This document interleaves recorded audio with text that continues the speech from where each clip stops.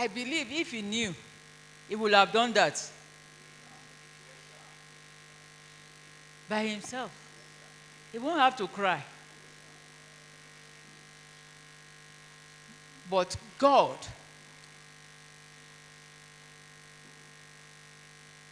knew. That is why what you are looking from afar may be right where you are. Except God opens your eyes. And that water has remained like that for a long time until God opened Moses' eye and cast the tree into it, and the water became sweet. And after that, they have water.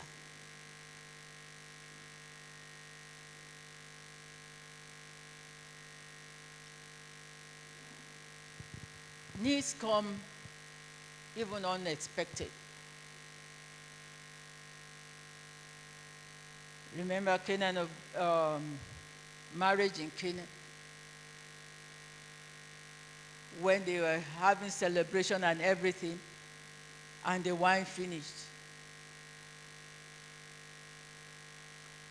So we can see that needs can do what? Can arise anytime. You don't plan for it. But one thing, we have a God who is more than enough. The Jehovah Jireh. He will always make a way. And he will make a way for you. In the name of Jesus.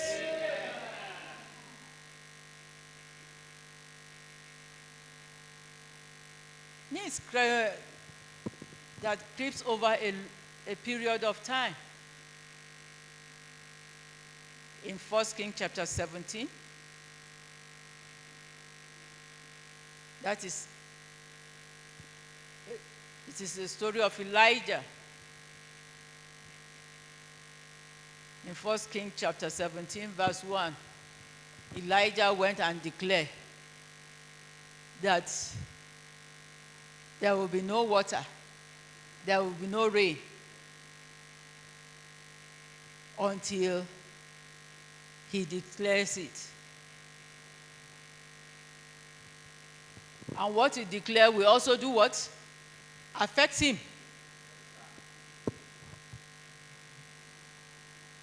Declaring it is not the issue, but the effect of such declaration.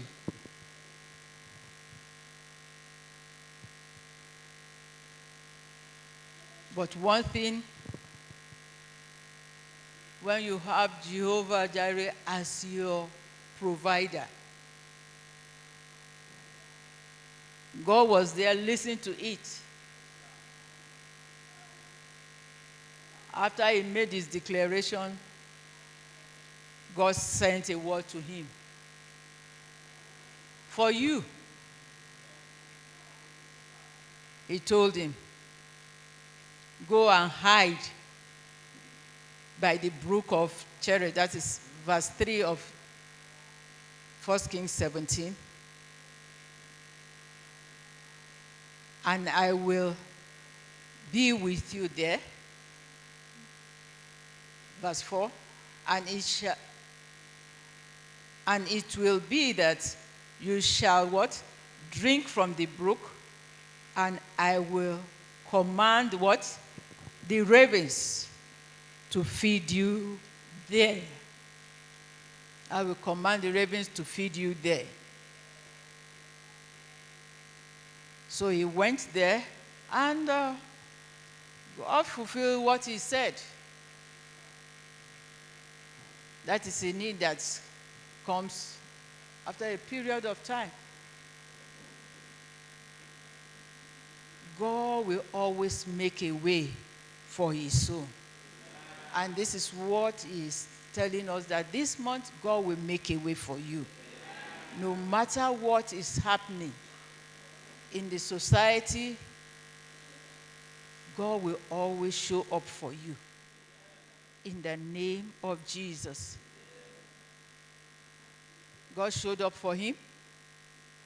Even when the brook got dried up.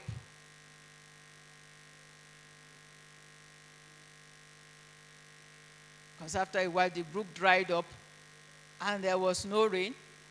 Then another word came again.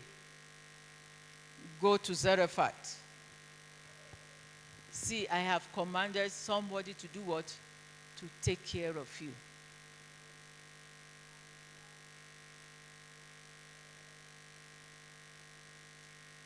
If you belong to him, be rest assured that God will not leave you alone. He will always make a way for you. He will always make provision.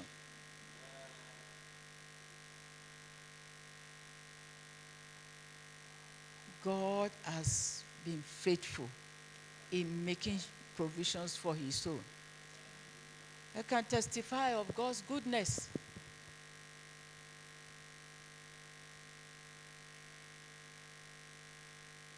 There are times I need a thing, I don't even have to say it.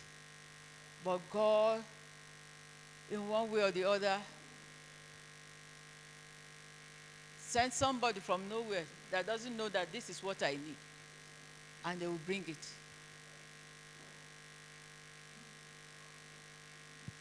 God is ever faithful. Like I said, needs comes up. There are needs without an apparent way out.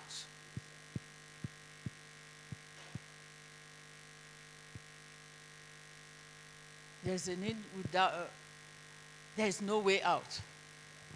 That you will find in 2 Kings chapter 4. When you read the story of that widow, 2 Kings chapter 4, verse 1.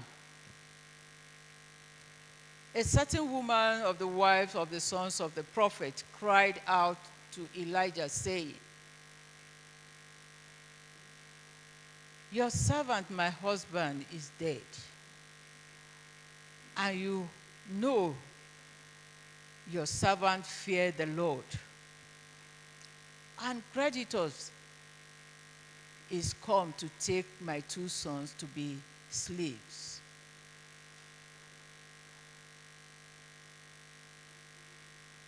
So Elisha said to her, what shall I do for you?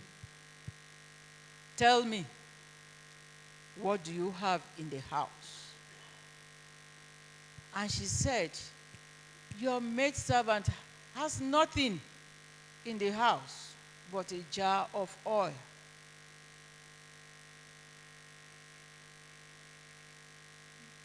This is wife of a servant of God. And life have battered them to the extent that they have to get credit. And as a result, the owner wanted his money back.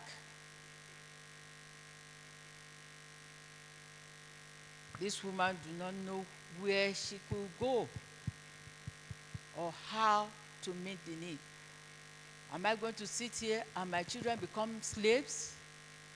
I won't see them again.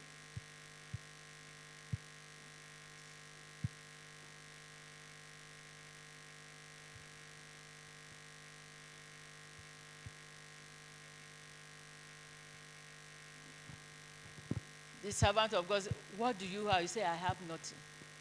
Except for what? A jar of oil. Except for a jar of oil. And what? So, thank God you have a jar of oil.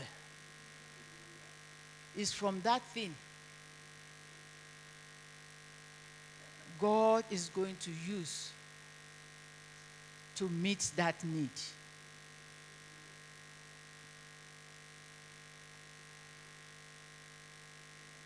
At times we may think we don't have anything and do not gather just a few. Go collect. Don't gather few. As many as you can. It's empty, not full. Not full ones.